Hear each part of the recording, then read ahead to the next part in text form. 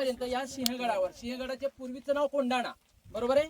कोंडाणा, ह्या कोंडाण्यावर तिन्ही बाजूने चढायला जागा होती बाळानो. कुठल्याही रूपानं शत्रू हा किल्ल्यावर कुठल्याही पद्धतीने येऊ शकत होता.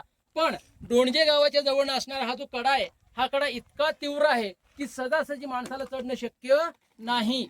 माणूस काय, पण एखादा प्राणी सुद्धा चढू शकत नाही. मग अशा वेळेला मेरठ ज्या ठिकाणी, महाड तालुका, रायगड जिल्हा, या रायगड जिल्ह्यातील मेरठ मधील असणारे तानाजी मालुसरे, शिवाजी महाराजांचे निष्ठावंत बालपणीचे मित्र, ज्या वेळेला त्यांच्या मुलाचं लग्न होतं रायबाचं लग्नपत्रिका देण्यासाठी ते रायगडावर आले होते. तत्पूर्वी जिजाऊ साहेब सकाळी सकाळी त्या सज्जामध्ये उभ्या होत्या रायगडाच्या रायरीच्या, आणि तिथून त्या इकडे न्याहाळत होत्या. न्याहाळत असताना महाराजांनी विचारलं, मासाहेब काय विचार करताय? त्यावेळेला मासाहेबांनी विचार केला आणि सांगितलं की मला तो समोरचा जो कोंडाणा आहे तो माझ्या डोळ्यात खुपतोय, मला तो बघायचा आहे, आपल्या राज्यात तो जोडायचा आहे. आईची इच्छा प्रत्येक बालक पूर्ण करत असतो, आणि तीच इच्छा महाराजांनी लगेच बोलून दाखवल्यानंतर म्हटले, मासाहेब तुम्ही निश्चिंत व्हा, कोंडाणा आपल्या ताब्यात आलेला आहे असं समजा. आणि त्यांची ती खलबत चालू होती, हा विडा कुणाला द्यायचा, कोणत्या सरदाराला द्यायचा, हा विचार चालला होता. आणि त्याच वेळेला तानाजी मालुसरे आपल्या रायबाच्या लग्नाची पत्रिका घेऊन तिथं आले होते. ती पत्रिका देत असताना महाराजांनी विचारलं की बाबा काय एवढं गंभीर प्रश्न, का तुम्ही इथं बसलाय, काय चर्चा चालू आहे? त्यावेळेस न कळत महाराजांनी सांगितलं की कोंडाणा घ्यायचा आहे, कोंडाण्याची स्वारी करायची आहे, कोंडाण्यावर आक्रमण करायचं आहे, आणि तो बेत आम्ही आखतोय. तानाजी मालुसरे महाराजांचे एकनिष्ठ सेनापती होते. त्यांनी लगेच निर्णय बदलला की नाही, मी पहिले कोंडाण्याला जाणार, मी विडा उचलणार आहे, मी कोंडाणा तुम्हाला सर करून दाखवतो. सगळं नियम ठरलेत. 500 मावळे बरोबर घेतलेत, 300 मावळे इकडनं आलेत डोणच्या बाजूनं, आणि 200 मावळे सूर्याजी मालुसरे, शेलार मामा, तानाजी मालुसरेंचे लहान बंधू हे कल्याण दरवाजाजवळ जाऊन थांबलेले होते. त्यावेळेला हा जो कलावंतींचा महाल आहे, पूर्वीच्या काळामध्ये आदिलशाही, निजामशाही ही जी पादशाहीची असणारी राज्य सरदार असणायचं, त्यांच्या मनोरंजनासाठी त्यावेळेला कलावंतींना त्यांचं मनोरंजनाचा कार्यक्रम करून घेतला जायचा. आदिलशाहीचा एकनिष्ठ असा नोकर तो म्हणजे उदयभानू राठोड हा राजपूत आहे. शिवाजी महाराजांच्याच वंशातला तो एक राजपूत आहे. आणि मिर्झा राजा जयसिंग जसे एकनिष्ठ होते, काही झालं तरी आपल्या तत्वाशी, आपल्या निष्ठेशी आणि आपल्या स्वामीशी ते कधीही गदारी करत नव्हते, भले ते शत्रू पक्षात होते. याचं उत्तम उदाहरण म्हणजे ज्यावेळेस शिवाजी महाराज आग्र्याला गेले होते त्यावेळेस मिर्झा राजा जयसिंगांनी महाराजांना तुळशीपत्र हातात घेऊन शपथ दिली होती की तुमच्या जीवाला, तुमच्या केसालाही धक्का लागणार नाही, याची जबाबदारी मी घेतो. आणि महाराजांनी तिथं त्यांचा जो मुलगा होता रामसिंग त्यांच्याकडे ती जबाबदारी सोपवली होती. तसंच इथं उदयभानू राठोडनं ठरवलं होतं की कोणत्याही परिस्थितीत मी हा किल्ला मराठ्यांच्या ताब्यात जाऊ देणार नाही. मग ज्या वेळेला हे ठरलं होतं, उदयभानू राठोडला कळालं की बाबा इथं कलावंतीचा महाल आहे, त्यांनी पहिल्यांदा तो बंद केला. का बंद केला माहित आहे? कारण त्यांना माहित होतं मराठे हे कोणत्या वेशात कशा रूपानं येतील आणि कसा आपल्यावर हल्ला करतील याचा भरोसाच नाहीये. आणि म्हणून त्यांनी तो कलावंतीचा महाल पूर्ण बंद केला.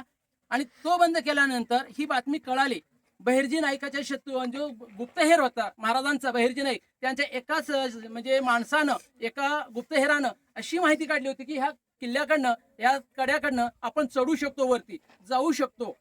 आणि ती माहिती घेतल्यानंतर 300 मावळे बरोबर एका ठिकाणी असं नोंद आहे की बाबा घोरपडीला घेऊन आले होते. इतिहासामध्ये त्या घोरपडीचं नाव यशवंती असं आहे. त्या घोरपडीला घेऊन तानाजी मालुसरे इथं आलेत. तिच्याच साह्यानं एक जण वर चढला, नंतर ते दोर बांधलं आणि त्याच्यावर हळूहळू मावळेवर चढू लागलेत. रात्रीची किरण रात्र होती, डोळ्यात बोटं जरी गेली तरी दिसणारे असं वातावरण होतं. अशा वातावरणात ते चढत होते. जे पहारेकरी होते ते होशार म्हणत होते. पुढे असणारे खामगाव, त्या खामगावच्या टोकावर असणारा जो पहारेकरी असायचा त्यांनी होशार म्हटलं की इकडनं जाणारा पहारेकरी असायचा तो होशार म्हणायचा, म्हणजे गड सुरक्षित आहे असं समजलं जायचं. मग त्याच कारकिर्दीमध्ये तानाजी मालुसरेंनी काही फितुरी कोळी बांधव त्यावेळेला होते. कोळी बांधव हे रक्षक म्हणून कामं करायचे खालच्या वेळेला, खालच्या माचींवर. त्यांच्याशी संगनमत झालेत आणि त्यांनी त्या किल्ल्याच्या वरती घोरपडीच्या मदतीनं दोर बांधला. सगळे मावळे हळूहळू वर चढले. तानाजी मालुसरेला भनक लागली. त्याला कळालं की आपल्याला वर तर चढलोय, पण तिकडचे असलेले शत्रू सैन्य म्हणजे जवळजवळ 1500 सैन्य होते राजपुतांचं, उदयभानूचं. आणि त्या सैन्यानं माहीत झालं, एक रणकंद सुरू झालं बाळांनो. तानाजी मालुसरे किती ताकदवान होते, किती धैर्याचे होते, किती धाडसाचे होते. एक उत्तम उदाहरण होतं, ज्यावेळेस हा राजपूत आलेला होता म्हणजे उदयभान राठोड आला होता, त्या खामगावामध्ये एक मंदिर आहे बाळांनो. त्या मंदिरामध्ये त्यांनी एक पार वाकून ठेवली होती आणि आपल्या शक्तीचं प्रदर्शन त्यांनी केलेलं होतं की जेणेकरून माझ्या वाट्याला कोणी येऊ नये, मी किती बलवान आहे, माझी किती सामर्थ्य आहे, माझ्याकडं बघण्याचा दृष्टिकोन सगळ्यांचा कसा असला पाहिजे, मला कशी घाबरले पाहिजे, हा उद्देश त्याचा होता. ती माहिती ज्यावेळेस तानाजी मालुसरेंना कळाली, त्या मंदिरात तानाजी मालुसरे आपल्या मावळ्यांबरोबर गेले, वाकलेली पार बाळांनो सरळ केली आणि शेराला सव्वासेर भेटला. शेराला सव्वासेर भेटला आणि त्याच मार्गाने इथं वर आलेत. एकच रणकंद सुरू झाला होता. सकाळची वेळ होती, सूर्य चमकत होता, हळूहळू मावळे एकमेकांना भिडत होते. 1,500 सैन्य 300 कुठं विचार केला तर एकाला 5 येत होते, सरासरीने एकाला 5 येत होते. तरी आपले मावळं आपल्या प्राण काय म्हणूया त्याला प्राण प्रतिष्ठेने ते लढत होते, आपल्या स्वामीसाठी लढत होते, आपल्या स्वराज्यासाठी लढत होते.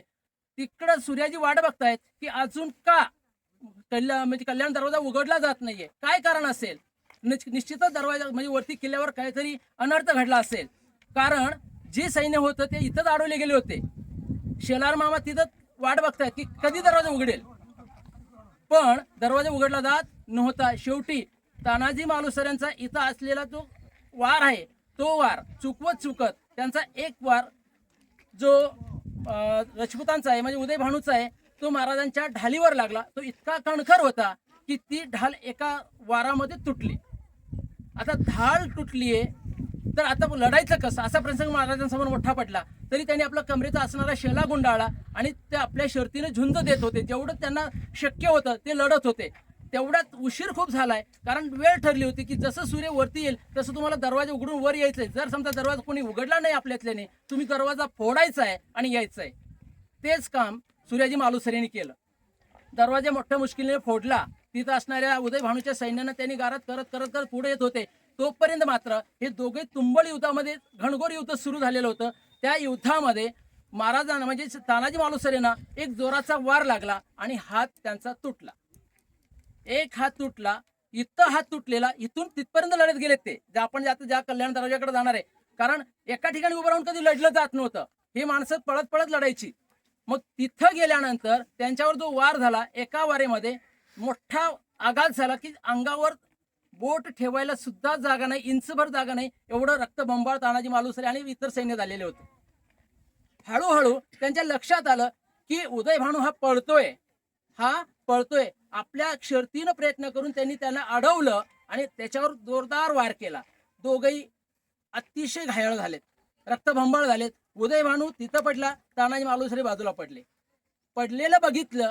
कारण पूर्वी कसं असायचं, आपला सेनापती पडला, आपला लीडर पडला की लगेच बाकीची सैन्य पळायला लागायची. मग तानाजी मालुसरे रक्ताच्या थारोळ्यात पडलेले बघितलं. तिकडनं सूर्याजी मालुसरे येत होते. त्यांनी बघितलं की आपला भाऊ मरण पडला, म्हणजे एका ठिकाणी निश्चित पडलाय. जर एखादा भाऊ राहिला असता की पहिल्यांदा भावाचं त्यांनी बघितलं असं, माझ्या भावाला काय झालं म्हणून. त्यांनी तसं केलं नाही. पहिल्यांदा जे मावळे ह्या कडाच्या बाजून आले होते, इकडे जे दोर होते त्या दोराच्या ते उतरून पळायच्या प्रयत्नात होते. मगाशी त्या मामाने वापरलेला शब्द तसा शब्द होता, अरे हिजड्यासारखं पळताय काय, बायकासारखं बांगड्या भरा, नाहीतर इथे कड्यावरून उडी टाकून मरा.